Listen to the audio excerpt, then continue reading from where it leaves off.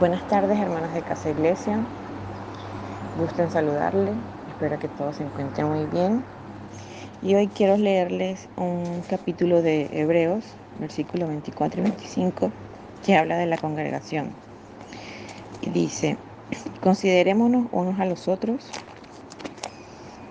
para estimularlos al amor y a las buenas obras, no dejando de congregarnos como algunos tienen por costumbre, sino exhortándonos, y tanto más cuando veis que aquel día se acerca.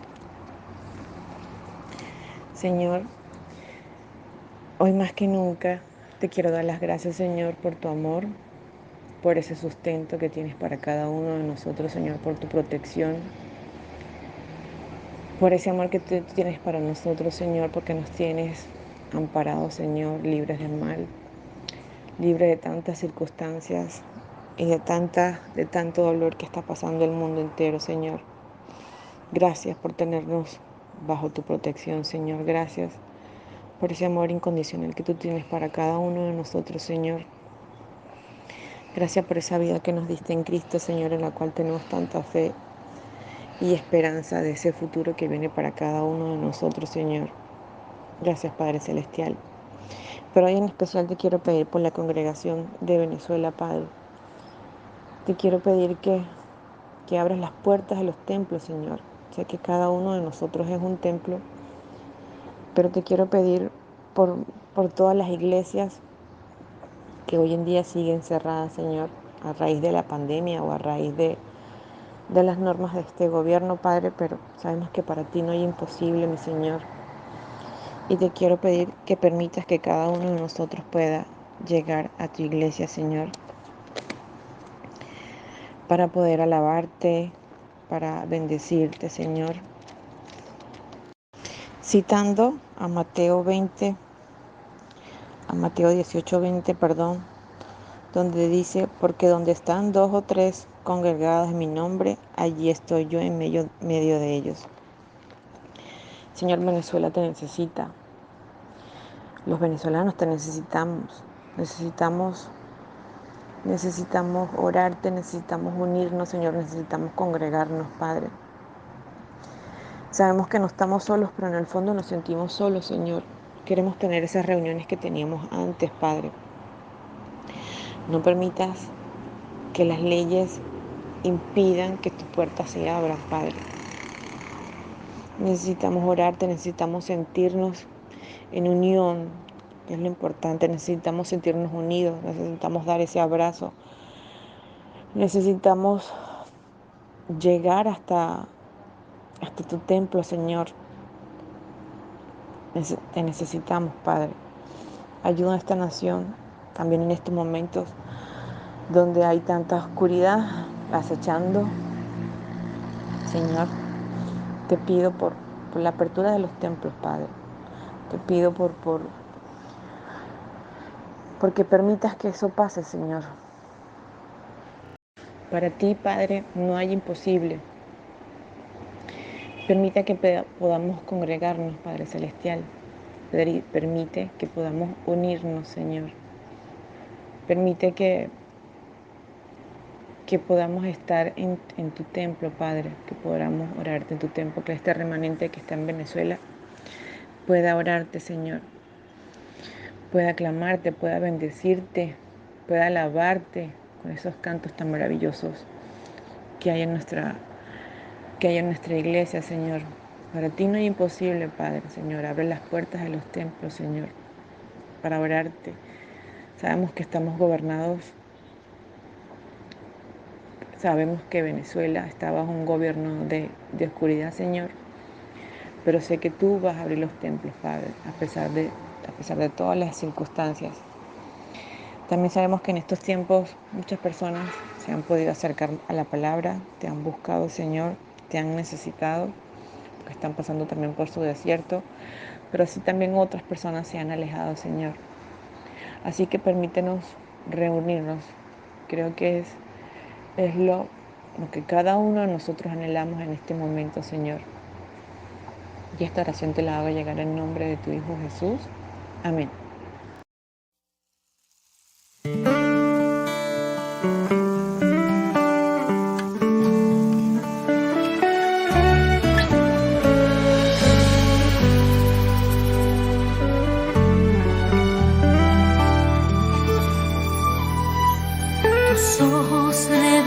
que yo nada puedo esconder, que no soy nada sin ti, oh fiel Señor. Todo lo sabes de mí, cuando miras el corazón, todo lo puedes ver muy dentro de mí. Lleva mi vida a una sola verdad,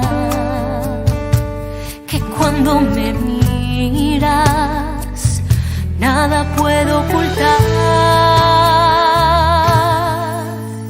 Sé que es tu fidelidad que lleva mi vida más allá de lo que puedo imaginar. Sé que no puedo negar que tu mirada puesta en mí me llena de tu paz. Tus ojos revelan que yo nada puedo esconder, que no soy nada sin ti, oh fiel Señor, oh todo lo sabes. Cuando miras el corazón, todo lo puedes ver muy dentro de mí. Lleva mi vida a una sola verdad, que cuando me miras nada puedo ocultar. Sé que es tu fidelidad que lleva mi vida más allá de lo que puedo imaginar.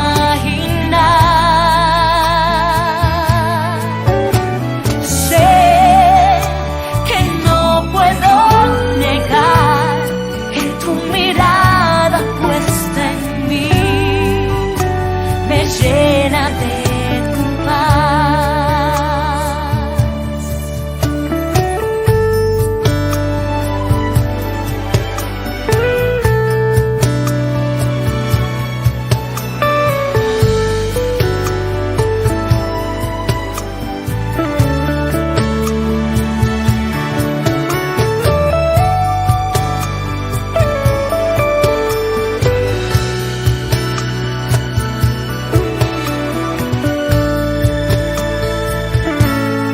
Y yo sé que es tu fidelidad que lleva mi vida más allá de lo que puedo imaginar.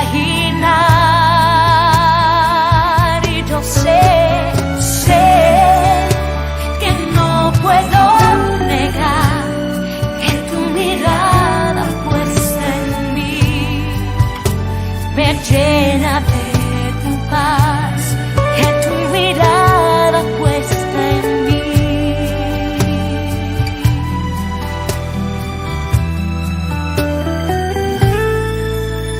me llena de tu paz.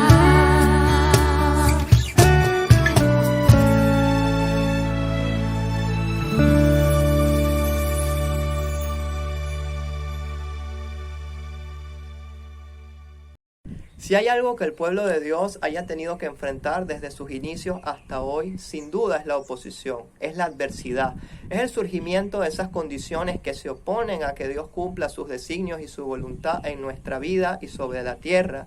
Pero sabemos que esas fuerzas lucharán, pero nunca podrán prevalecer, porque la oscuridad no prevaleció contra la luz, pero siempre vemos esa adversidad presente en contra del pueblo de Dios. Y no es ningún secreto, el mismo Jesús nos lo explicó, de la misma manera en la cual Él fue hallado culpable en un juicio ilegal y fue contado con los delincuentes.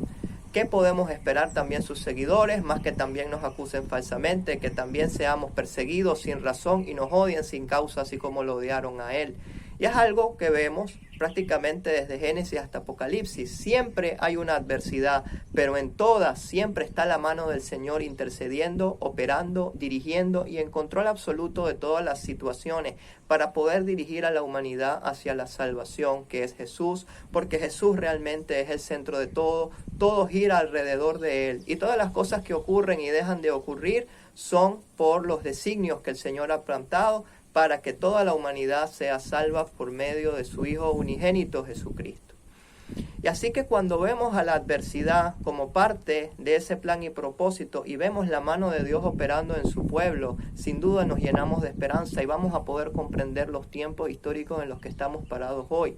Y hay un ejemplo maravilloso en el Antiguo Testamento, la historia que vemos narrada en Esdras y Nehemías, uno de los últimos acontecimientos que Dios dirigió en el Antiguo Testamento antes del inicio de esos 400 años de espera, de preparación y de paciencia para recibir la primera llegada de Jesucristo. Así que estos acontecimientos que vamos a ver marcan el fin de este periodo que Dios había hecho desde el inicio del mundo hasta la primera revelación en el Antiguo Pacto para poder recibir a Jesús después. Y Esdras y Nehemías, aunque nosotros lo tenemos en dos libros separados, realmente nos narran la misma historia, son una unidad literaria, conforman el mismo libro. Así que para entenderlo y disfrutarlo vale la pena entender ese momento histórico, qué estaba pasando para nosotros poder comprenderlo y ver cómo lo aplicamos hoy. Y bueno, Dios había hablado, conocemos desde los tiempos de Moisés, desde que se había dado la ley, en el libro de Deuteronomio vemos claramente escrito y explicado que Dios puso delante de su pueblo la vida y la muerte, el bien y el mal, y nos instó a que eligiéramos la vida. Lamentablemente, continuamente su pueblo siempre buscaba la muerte, buscaba la desobediencia, buscaba la maldición, consciente e inconscientemente. Por lo tanto, venían las consecuencias. Pero Dios siempre mostraba su misericordia y se mantenía fiel a un pueblo infiel en todo momento. Siempre extendía su mano y daba la salida. Incluso les enviaba profetas para que les advirtiera y les predicaran.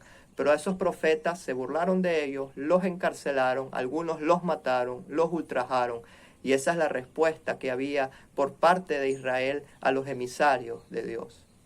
Así que en ese proceso histórico Dios permite que se levanten dos grandes imperios, Asiria y Babilonia, para llevar en cautiverio primero la zona norte, el reino del norte de Israel, y luego al sur por medio de Babilonia, y llevarlos en cautividad. ¿Okay? Eso es destrucción de la identidad nacional. Prácticamente fue conquistado todo el antiguo cercano oriente, y los pueblos fueron sacados de su lugar de origen y aglomerados en lo que hoy en día es Irak, que era la capital del imperio babilónico en la época.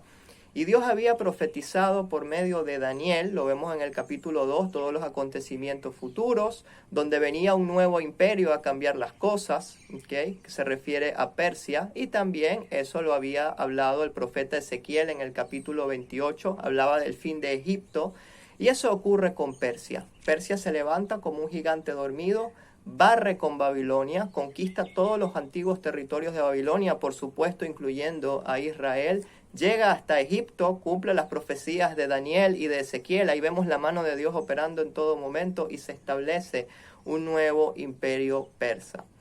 Ahí vemos en la palabra que el Señor despierta el espíritu de Ciro, el emperador de Persia, y él se da cuenta que ya no hay ninguna necesidad en mantener a ese pueblo cautivo. El nuevo imperio persa hoy en día está en Irán, su centro político está en lo que hoy es Irán.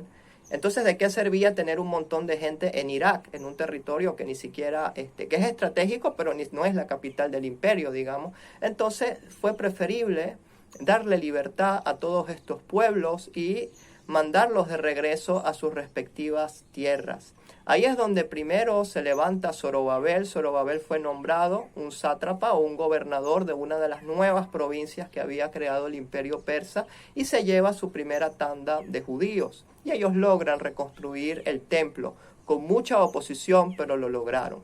Luego viene la historia de Esther, que les invito a leerla, que es hermoso, donde Esther intercede por su pueblo, porque ahí vemos otra fuerza de oposición que quería acabar con los judíos. Luego viene Esdras con la segunda tanda de judíos que se van a Jerusalén, y ahora llega nuestro personaje clave, que es Nehemías, que es el que encargado de dirigir esa tercera tanda de judíos para la reconstrucción del muro. Y en esta historia vamos a ver muchas cosas importantes. Así que Nehemías era el copero del emperador Artajerjes, ya Ciro no era el gobernador, ahora era Artajerjes porque habían pasado muchos años. Y el copero es aquel encargado, como su nombre lo indica, de servir las bebidas, así que era de extrema confianza del rey. Él es el que velaba que nadie asesinara al rey, ¿no? Le pusiera un veneno en la comida o hiciera alguna conspiración. Por lo tanto, Nehemías sabía su rol, sabía que estaba en una posición importante y clave. Así que vamos a leer en el capítulo 1 de Nehemías, ¿ok? Estas palabras de Nehemías cuando vino Hanini, uno de sus hermanos, con algunos varones de Judá y le preguntó cómo estaba la cuestión por allá y le dijeron la verdad. Le dijeron, tenemos mucha oposición, tenemos mucha resistencia, los muros de la ciudad están destruidos, seguimos asolados, que hayan pasado siglos y todavía Jerusalén está destruida. Y vamos a leer lo que dice Nehemías en el versículo 4. Cuando oí estas palabras me senté y lloré e hice duelo por algunos días y ayuné y oré delante del Dios de los cielos. Y dije, te ruego, oh Jehová, Dios de los cielos, fuerte, grande y temible, que guarda fielmente el pacto y la misericordia a los que le aman y guardan sus mandamientos. Esté ahora atento tu oído y abiertos tus ojos, para oír la oración de tu siervo que hago ahora delante de ti de día y de noche. Y aquí vemos la actitud que tenía este hombre hacia Dios. No se levantó a exigir, nosotros somos tus hijos y tú le prometiste a David que íbamos a tener un reino eterno y ¿dónde está ese reino eterno? Y yo lo arrebato y lo proclamo y lo clamo. No, oró. Le dio lugar a Dios y le dijo, Señor, si es tu voluntad, si te place, escúchame. Y eso es lo más importante, que debemos ir a Dios con humildad, con corazón, reconociendo que hemos fallado, reconociendo que no merecemos nada, que todo lo que tenemos es por Él y por gracia de Él. Que la situación es complicada, sí, pero no tenemos ningún derecho a exigir nada. Todo lo tenemos por Él porque somos sus esclavos, somos sus siervos, Él es nuestro dueño, nuestro Padre. Y aquí vemos esa actitud en Nehemías. No le dijo ni lo chantajeó diciendo, bueno, tú dices que somos tu pueblo y ¿dónde está la bendición que prometiste? No, simplemente se acerca humildemente y dice, Señor, esta es la situación. Clamo a ti de día y de noche, insistentemente. No fue una petición de una vez y ya. Él diligentemente oraba y buscaba el rostro de Dios con un corazón dolido, con un corazón arrepentido. Oraba por los hijos de Israel. Y confieso, dice en el versículo 6, confieso los pecados de los hijos de Israel que hemos cometido contra ti. Sí, yo y la casa de mi padre hemos pecado. En extremo nos hemos corrompido contra ti y no hemos guardado los mandamientos, estatutos y preceptos que le diste a Moisés tu siervo. Reconoció su condición humildemente, no se puso a exigir. Prácticamente dijo, Señor, sé que lo que está pasando es porque vivimos en un mundo caído, es porque lo merecemos, es porque voluntariamente hemos decidido oponernos a ti. Porque no hay nadie que pueda decir que no haya hecho algo que haya herido, ofendido a Dios. Todos le hemos sido infieles a un Dios fiel y esto es lo que está reconociendo Nehemías. Acuérdate ahora, Señor, de la palabra que diste a Moisés tu siervo, diciendo, si ustedes pecan, yo los voy a dispersar por los pueblos, y eso se cumplió por medio del cautiverio. Pero si se arrepienten y vuelven a mí y guardan mis mandamientos y los ponen en obra, porque no es nada más tenerlos en mente, es ponerlos en obra, cambiar externamente ese estilo de vida, no ser sepulcros blanqueados, como diría el Señor Jesucristo unos cuantos siglos después, religiosos por fuera, pero por dentro no hay cambio, ¿okay? Sino verdaderamente hacer y creer lo que se dice. Entonces, aunque su dispersión fuera hasta el extremo de la tierra, desde allí yo los voy a recoger y los traeré al lugar que escogí para hacer habitar allí mi nombre. Y esto es una representación de lo que Cristo hizo con la vida de nosotros. Su pueblo estuvo disperso por ahí, lejos de Él. Todos fuimos sus hijos pródigos y Él nos ha reunido y nos sigue reuniendo poco a poco en varias tandas, así como restitución de Jerusalén fue en varias tandas. Poco a poco los hijos vuelven a casa y esto es lo que vemos aquí que está ocurriendo en Jerusalén. Así que Nehemías dice, ellos son tus siervos y tus pueblos, los cuales tú redimiste con tu gran poder y con tu mano poderosa. Así que le da lugar a la mano poderosa de Dios. Te ruego, Jehová, que esté ahora atento tu oído a la oración de tu siervo y la oración de tus siervos quienes buscan reverenciar tu nombre. Así que Nehemías hace esto para reverenciar su nombre. ¿Okay? Y en este momento el rey Artajerjes ve a Nehemías muy triste y le pregunta, le dice, tú siempre estás feliz, estás contento, sirves muy bien, ¿qué te pasa? Algo te está afligiendo en lo personal. Eso lo podemos leer en el capítulo 2. Y vemos que el rey le pregunta, ¿qué tienes? Y Nehemías contesta, ¿cómo no va a estar triste mi rostro, rey, cuando la ciudad, casa de sepulcro de mis padres, está desierta y sus puertas consumidas por el fuego? ¿Cómo voy a yo estar bien emocionalmente si mi pueblo está en una condición miserable, fruto de su mismo pecado? Están destruidos, sin protección, porque no tener muro es sin protección, a la merced de cualquiera. Me duele esta situación en mi pueblo.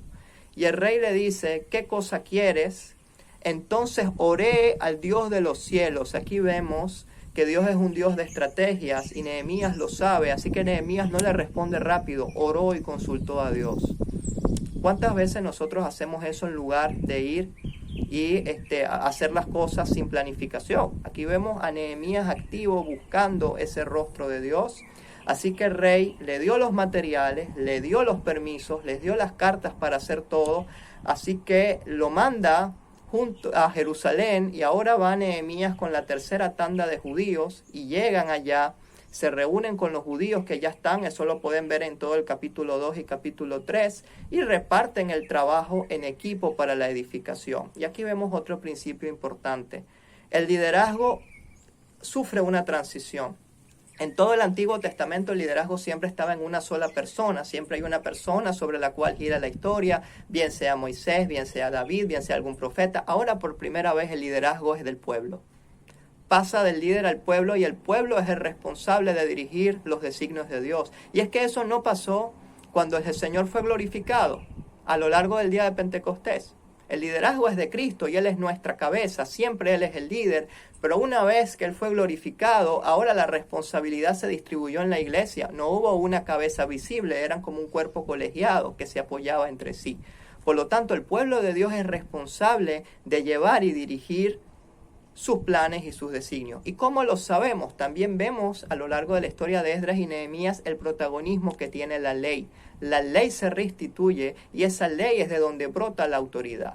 Y es interesante ver que lo que está ocurriendo en nuestros tiempos, es decir, desde la era del nuevo pacto, coincide perfectamente con esta visión con la cual el Señor está cerrando el Antiguo Testamento. Dijo, ya ustedes están maduros, ya saben qué hacer, ya conocen el camino, ahora tienen la ley, trabajen juntos como un pueblo para cumplir los propósitos y levanten los muros que los van a proteger de los enemigos. Y levantar un muro en esta situación no es fácil políticamente, ¿okay? Es un atrevimiento. Es como toda Persia era una sola nación, no tenía ningún sentido que una provincia levantara unos muros, ¿okay? Haciendo un ejemplo, es como que el estado Anzoátegui en Venezuela quiera levantar unos muros con los estados vecinos. Nos sentiríamos ofendidos, ¿no? Porque estos van a levantar un muro y va a haber mucha oposición si somos un solo país, etcétera. Entonces, no es una jugada fácil levantar un muro en estas condiciones. Por eso los enemigos de Israel, que son los habitantes nuevos que estaban en Jerusalén, porque así como Israel fue llevada a cautiverio, otros países y naciones fueron asentadas en Jerusalén. Fue un daño muy grande lo que dejaron los babilonios, y ahora estos nuevos habitantes de Jerusalén se van a oponer a que esta gente reconstruya sus muros, así que comienzan a lanzar rumores, comienzan a atacar al pueblo, comienzan a predisponer al pueblo uno con otro, los van a traicionar. Así que lo que no podían lograr de una manera buscaban de otra y no había tiempo que perder. Y vamos a ver la actitud del pueblo de Dios ante esta adversidad. Era injusto, por supuesto, porque esa tierra era prometida por Dios, pero no se pusieron a zapatear y a llorar y a hacer un berrinche contra el Señor, sino que dijeron, perfecto, estas son las condiciones, las asumimos, las aceptamos y echamos para adelante. No nos vamos a detener, no nos hemos detenido antes, la mano poderosa del Señor está con nosotros, se están abriendo los caminos, opóngase el que se oponga. Y aquí vemos esa actitud de su pueblo, bajo el liderazgo sano de la ley y bajo el liderazgo sano de Jehová. ¿Okay? Aquí no hay protagonismo, el protagonismo se borra y todo el pueblo trabaja junto Así que vemos en el capítulo 4, versículo 6 de Nehemías: edificamos pues el muro y toda la muralla fue terminada hasta la mitad de su altura, porque el pueblo tuvo ánimo para trabajar. Pero cuando Sanbalat y Tobías, los árabes, los amonitas y los de Asdod, vieron que los muros de Jerusalén eran reparados, es decir, los pueblos vecinos que estaban allí, se encolerizaron mucho, les dio mucha rabia y conspiraron todos a una, hicieron una alianza para venir y atacar al pueblo de Dios que estaba reconstruyendo y levantando sus muros. Entonces oramos a nuestro Dios y por causa de ellos pusimos guardia de día y de noche. Dios les dio la estrategia para trabajar, no hicieron a lo loco. Ellos planificaron en base a lo que Dios le había dado, y ya vimos en el capítulo 1 que Nehemías consulta con Dios. Y ahora la ley es la que manda, no manda un liderazgo personal. Y Dios ofrece esa solución. Así que la vemos en el versículo 14, donde dice: después miré, me levanté, le dije a los nobles, a los oficiales y al resto del pueblo: no teman delante de ellos, acuérdense del Señor grande y temible, y peleen por vuestros hermanos, por vuestros hijos, por vuestras hijas, por vuestras mujeres y por vuestras casas.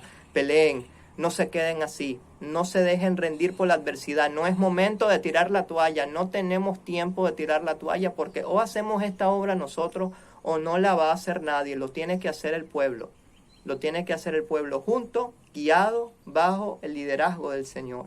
Desde aquel día la mitad de mis siervos trabajaba en la obra. Una mitad tenía lanzas y la otra mitad estaba trabajando en la obra. La mano de obra se redujo a la mitad los guardaba y la otra mitad trabajaba. Y aquí lo que más impacta: los que edificaban el muro, los que acarreaban, los que cargaban, con una mano trabajaban y con la otra mano tenía la espada. ¿Usted se imagina eso en el muro?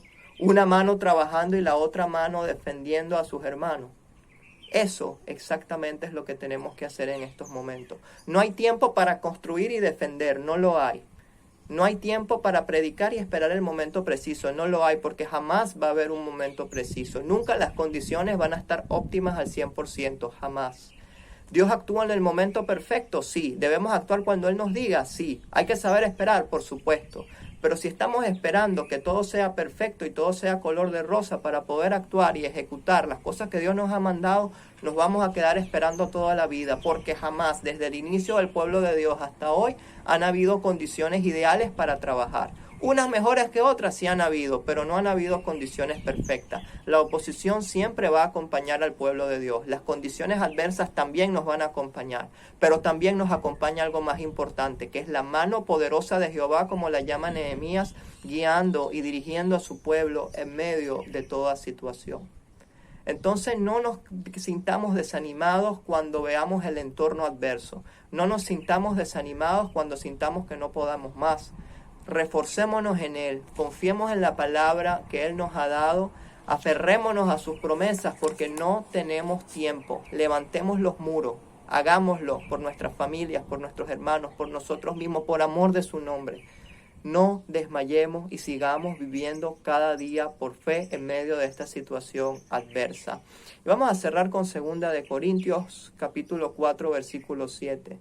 Tenemos este tesoro en vasos de barro para que la excelencia del poder sea de Dios y no de nosotros. Y eso lo vimos en Esdras y en Nehemías. Es la mano de Jehová la que hace todo. Nosotros somos sus instrumentos, que lo único que tenemos que hacer es ser leales y trabajar en lo que Dios nos ha puesto.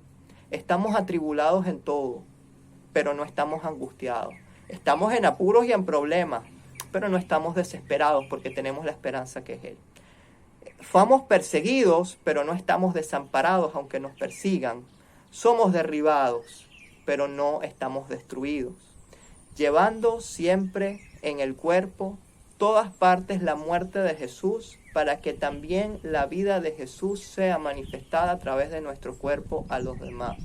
Somos luz y somos sal en este mundo. ¿Estamos cansados? Sí, pero no tiremos la toalla. Sigamos adelante siempre reforzándonos en Él, que es el camino, la verdad, la vida y el que le da aliento a su pueblo para seguir adelante. Porque si no lo hace su pueblo, la iglesia, que somos nosotros, entonces ¿quién lo hará? Que Dios los siga bendiciendo y los acompañe hoy y siempre.